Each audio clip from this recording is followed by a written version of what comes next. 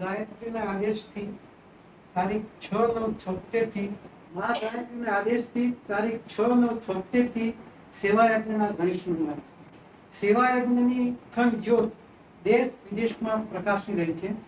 4/9/1978 શુભ દિવસે સેવાયજ્ઞની જ્યોતને નિલોષા દંપતી શ્રી નરીનકાંત અને ઉષાબેને સહર્ષ વધારી અને માતૃ પિતૃભક્તની જ્યોતને અખંડ રાખવાનો ગૌરવ અને આનંદ અનુભવ્યો। 21 વર્ષથી સતત આ સેવાયજ્ઞની જ્યોતમાં ઈંધણ પુરાતું રહ્યું છે અને તેની દીપશિખાઓને નો પ્રકાશ સંતપ્ત આત્માઓને ઉજાળી રહ્યો છે। આદિ વ્યાધિ ઉપાધિથી ત્રસ્ત વ્યક્તિઓ માનવતાની મેઘ માણવા, શાંતિ અને સુખનો અહેસાસ કરવા નિલોષાની તીર્થ ભૂમિમાં આવે છે અને નિલોષાના કણે કણમાં ચેતના પ્રસરી રહી છે।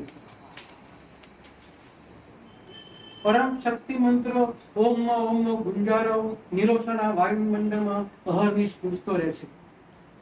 સંસારની અને જીવનની ભવાટવીમાં ભટકેલા ભૂલા પડેલા ભાવિકો અને નિલોષાનું આંગણું વિસાવ બની રહે છે। ભાવિકો માટે નિલોષાનું આંગણું વિસાવ બની રહે છે અને માર્ગદર્શક બની રહે છે। સેવાયજ્ઞના સેવક ભાઈ બહેનો આપનું સ્વૈચ્છિક યોગદાન અટકેલું છે જે સેવા કરવાનું છે। આપની સેવા વૃત્તિ સદાય નિર્મળ રહે તે માટે સતત રહેજો, સાવધ રહેજો। સેવા કાર્યમાં લોભાવનારા પ્રલોભનની લક્ષણી લાગણીઓ આપને લાલચમાં લક્ષાવી ન દે તેની ખાસ તકેદારી રાખજો।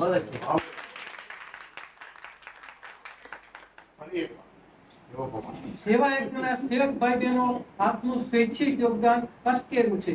આપની સેવા વૃત્તિ સદા નિર્મળ રહે તે માટે સતત રહેજો, સાવધ રહેજો ને સેવા કાર્યમાં લોભાવનારા પ્રલોભનોની લક્ષણી લાગણીઓ આપને લાલચમાં લક્ષાવી ન દે તેની તકેદારી રાખો।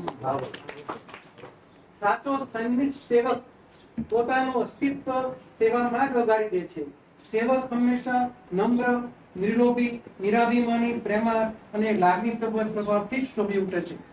નિસ્વાર્થ સેવામાં પરમની કૃપા હંમેશા વર્તાતી રહે છે। નિલોષાનું ગૌરવ ને નિલોષાનું ઓજસ એની પ્રતિભાને ઉજ્જવળ બનાવવા હંમેશા પ્રયત્નશીલ રહેજો। મારા આપ સર્વને